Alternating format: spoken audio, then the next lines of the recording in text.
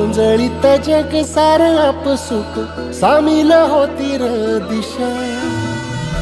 सपान साकळलं पापणीच्या खाचरीत चढू दे त्याची र नशा. खिंडार पडू दे धार सरू दे उजेड पडू दे तुझा.